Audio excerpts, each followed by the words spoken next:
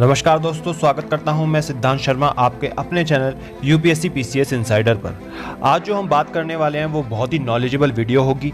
जैसे कि आपने सुना होगा कि कितनी सारी रैंक अलोकेट हुई, क्या सभी को आईएएस मिल पाता है, किन लोगों को आईपीएस मिलता है, किन लोगों को आईएफएस मिलता है, कोई आईआरएस मिलता है, और ये कैटेगरी वाइज कैसे होता है। फॉर एग्जाम्पल जनरल कैटेगरी में किस रैंक तक आपको लाना पड़ेगा आईएएस के लिए, आपको एससी एसटी जो है उसमें कितनी रैंक तक मिल सकता है, साथ ही साथ जो ओबीसी है उसके बारे में भी हम चर्चा करेंगे। और एक नई कैटेगरी इंट्रोड्यूस हुई है, अगर आपको नहीं पता, वो है ईडब्ल्यूएस।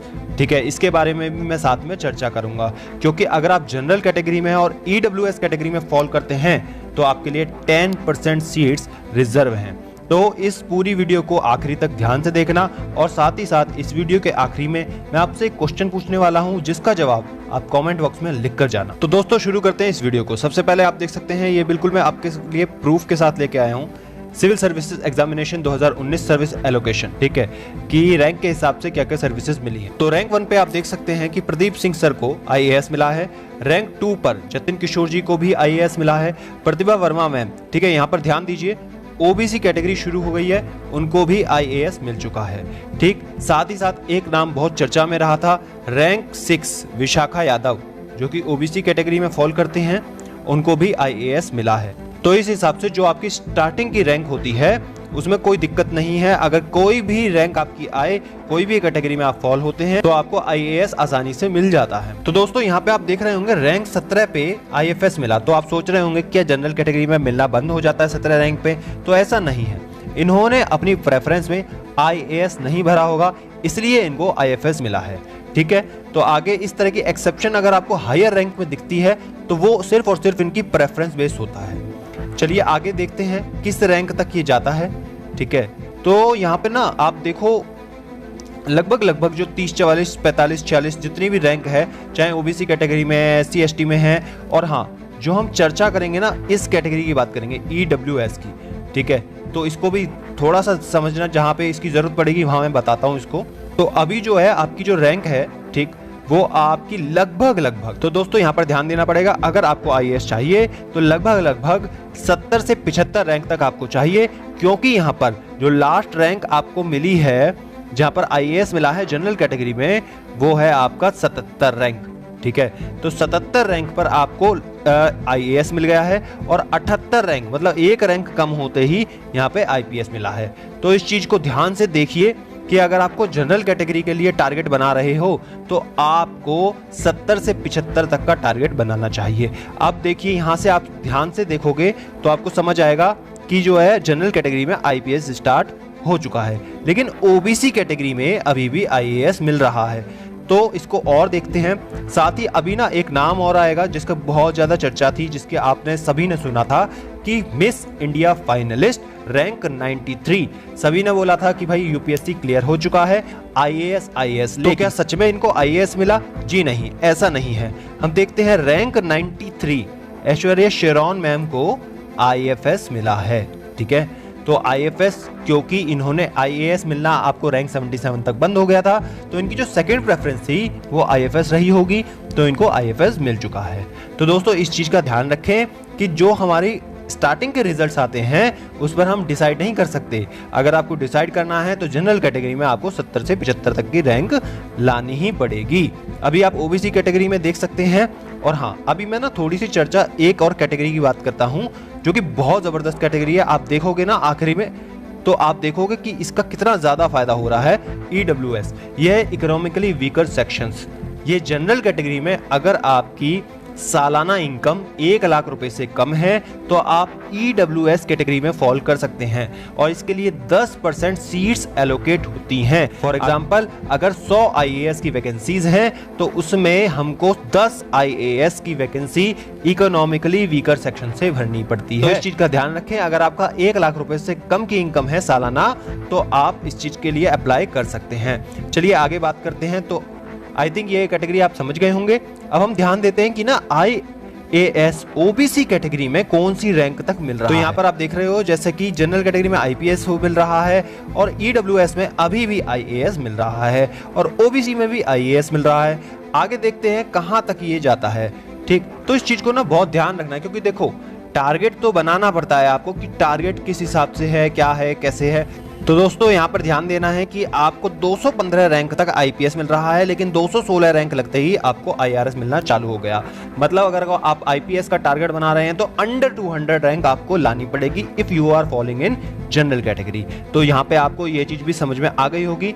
ये बहुत ही इंपॉर्टेंट वीडियो है, आखिरी तक देखिए इस चीज को, ठीक है। इसके बाद आईआरएस मिल रहा है जनरल कैटेगरी में। बाकी अब जो है नीचे की जो रैंक्स, नीचे की जो सर्विसेज हैं वो सारी सारी मिल रही हैं, लेकिन ओबीसी में अभी भी आईएएस मिल रहा है। लेट्स सी कि कहां तक मिलता है। थोड़ा सा हम इसको फास्ट करते हैं। तो यहाँ पे आप देख पा रहे हैं कि लगभग ओबीसी एससी कैटेगरी में, देखिए एससी कैटेगरी में भी आपको दिखना चालू हो गया होगा, आईएएस मिलना चालू हो गया है। तो दोस्तों यहाँ पर आप ध्यान दीजिए कि आपको 330 रैंक पर भी ओबीसी कैटेगरी में आईपीएस मिल रहा है। अभी आपको आईपीएस जो है अगर ओबीसी में देखोगे तो अभी भी आपको आईपीएस आराम से मिल रहा है। तो देखते हैं ये कहाँ तक चलता है। जैसे कि आप जैसे टारगेट तो बनाते, देखिए पढ़ते तो सभी हैं, लेकिन अगर थोड़ा सा टारगेट बना के रखते हैं कि हमको पता चल जाए कि कहाँ तक आपको मिल सकता है, तो थोड़ा सा आसान हो जाता है। इसलिए इस वीडियो का मकसद यही है कि आपको बता सके। देखिए अगर आप देखेंगे तो ओबीसी कैटेगरी में अभी भी आईपीएस मिल रहा है, लेकिन एसटी कैटेगरी में आपको आईएएस मिल जाता है। तो अभी आप देख सकते हैं, देखिए ये ना इनकी प्रेफरेंस है, ऐसा नहीं है कि इनको यहाँ पे मिलना बंद हो गया, नहीं, अभी भी ओबीसी कैटेगरी में आपको मिल रहा है। तो इस चीज़ का ध्यान रखें। और ईडब्ल्यूएस कैटेगरी में 397 रैंक तक, देखिए ध्यान से देखिए, ईडब्ल्यूएस कैटेगरी में अगर आप 397 रैंक भी हैं तो आईएएस मिल सकता है। तो अगर आपका सालाना इनकम 1 लाख रुपए से कम है, जनरल कैटेगरी में है, तो ईडब्ल्यूएस के लिए आप ट्राई कर सकते हैं। चलिए आगे देखते हैं कि किस रैंक तक आपको मिल रहा है। ओबीसी में आईपीएस कहां तक मिल रहा है, या एससी एसटी में देखिए अभी भी आपको मिल रहा है 423 रैंक तक भी आपको मिल रहा है। साथ ही साथ आप देख सकते हैं 442 रैंक पर, ठीक है, यहाँ पर ध्यान दीजिए, ये देखिए 442 रैंक पर ईडब्ल्यूएस कैटेगरी में आपको आईएफएस मिला है। ये इनकी प्रेफरेंस है, क्योंकि अभी ईडब्ल्यूएस कैटेगरी में आईएएस मिलना बंद नहीं हुआ है, 444 रैंक पे अभी मिल रहा है। ये चीज को हम ध्यान देंगे कि ओबीसी कैटेगरी में कहां तक मिल रहा है आईपीएस, और ईडब्ल्यूएस कैटेगरी में कहां तक आईएएस मिल सकता है। इस चीज को ध्यान रखेंगे, क्योंकि लगभग 700 से ज्यादा इस बार वैकेंसीज निकली हैं, लेकिन कुछ सीट्स रिजर्व हैं, तो वो कहां तक हैं। तो यहाँ पर आप देखिए कि आपको 475 रैंक पर एससी कैटेगरी में आईएएस मिल रहा है। यहाँ पर आपको एक चीज और ध्यान देनी पड़ेगी कि लगभग आपका ओबीसी कैटेगरी में 463 रैंक के बाद आईपीएस नहीं मिल रहा है। देखिए कहीं भी आप देखें आईपीएस नहीं दिखेगा आपको, तो इसका मतलब आपको अंडर 450 रैंक लानी पड़ेगी ओबीसी कैटेगरी में अगर आप आईपीएस का टारगेट बना रहे हैं। साथ ही हम बात करते हैं, क्योंकि अभी हमारी ईडब्ल्यूएस कैटेगरी में अभी कहां तक मिल रहा है वो चीज देखते हैं। देखिए ईडब्ल्यूएस कैटेगरी में भी अब आईएएस मिलना बंद हो गया है, 478 रैंक पर आपको आईपीएस आ रहा है। मतलब लगभग ओबीसी कैटेगरी में अगर आपको चाहिए आईपीएस तो 450 रैंक, और ईडब्ल्यूएस कैटेगरी में 450 का अगर हम टारगेट बनाते हैं तो आईएएस मिल जाएगा, और आईपीएस उससे आगे फिर आईपीएस वगैरह मिलना चालू हो जाता है। चलिए देखते हैं आगे और क्या है। ईडब्ल्यूएस कैटेगरी में आईपीएस ही है, लेकिन हाँ अभी भी एससी एसटी कैटेगरी में भाई साहब अभी भी आपको आईएएस ही मिल रहा है। तो इस चीज का खास ख्याल रखें, अगर एससी एसटी से हैं तो आपको थोड़ा इस चीज का फायदा होगा, ठीक है। तो अभी भी 500 रैंक तक आपको मिल रहा है। अगर हम बात करें एससी कैटेगरी में, आपको अगर 500 से प्लस रैंक आ रही है तो आईपीएस मिलता है। ये देखिए ध्यान से, तो अगर आप एससी एसटी कैटेगरी में हैं तो अगर आपको आईएएस चाहिए तो आपको लगभग 500 से ज्यादा रैंक लानी पड़ेगी। यहाँ पर एक नाम की और चर्चा थी जो हम देख लेते हैं, बहुत ज़्यादा चर्चा थी पूरे यूट्यूब पर, सारा उन्होंने उनका कवर भी किया हुआ था कि उनके अटेम्प्ट कैसे थे, क्या था। सुनीता मीना मैम के बारे में था कि ये एसटी कैटेगरी में हैं और इनकी 647 रैंक है, और इनको क्या मिला है, देखिए आईआरएस। तो दोस्तों जैसा कि जब हमारा रिजल्ट आता है, जब बहुत सारी बातें कही जाती हैं, लेकिन ऐसा होता नहीं है कि उसमें जो बोला जाए वही सच। ये जो अभी आप देख रहे हैं ये बिल्कुल प्रूफ के साथ दिख रहे हैं। इसमें अगर जो चीज़ दिख रही है, जो बताई जा रही है, वो पूरी तरह पक्का है। तो यहाँ पर आप देख सकते हैं कि अभी आपको कितने सारे लगभग 780 रैंक तक, है ना, देख रहे हैं कि 780, 786, 791 ये रैंक तक आपको क्या क्या सर्विसेज मिल रही हैं। एससी एसटी जो नीचे की सर्विसेज हैं वो आपको मिलना चालू हो जाता है।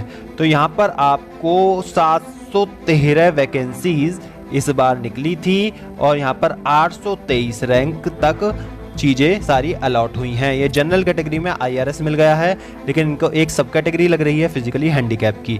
तो ये चीज़ का ध्यान रखें कि एक और सब कैटेगरी, ये सब कैटेगरी होती है फ्रीडम फाइटर या एक्स सर्विसमैन की भी लग जाती है, तो उसमें भी आपको फ़ायदा हो जाता है। तो दोस्तों कुल मिला के मैंने आपके सामने ये पूरा का पूरा चित्रण रख दिया है। तो दोस्तों यहाँ पे हम थोड़ा सा ओवरव्यू कर लेते हैं। अगर आपको IAS चाहिए जनरल कैटेगरी में तो आपको लगभग 70 के अंदर रैंक लानी पड़ेगी। इसी तरह से अगर आपको OBC कैटेगरी में IAS चाहिए तो आपको लगभग 300 रैंक के अंदर रैंक लानी पड़ेगी।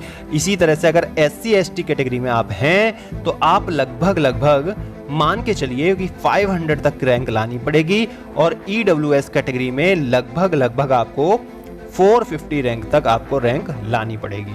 तो ये थोड़ा सा ओवरव्यू मैंने दे दिया था, क्योंकि बहुत लोगों का डाउट था कितनी रैंक तक हम लाएंगे और क्या थे। तो दोस्तों अब हम बात कर लेते हैं आज के सवाल की, जिसका जवाब आपको कमेंट बॉक्स में लिखना है। आज का सवाल ये है, general category, OBC category, SC ST category के लिए मैक्सिमम एज लिमिट क्या है, अधिकतम आयु सीमा क्या है UPSC देने के लिए। तो इसका जवाब अगर आपको पता है तो नीचे कमेंट बॉक्स में जरूर बताएं। इस वीडियो को ज़्यादा से ज़्यादा शेयर करें, एक लाइक जरूर करें अगर आपको ये वीडियो नॉलेजेबल लगी है, और साथ ही साथ चैनल को सब्सक्राइब करके बेल आइकन जरूर हिट कर लें। और बहुत जल्द हम मिलेंगे आपसे अगली वीडियो में, तब तक के लिए बी हैप्पी, स्टे मोटिवेटेड।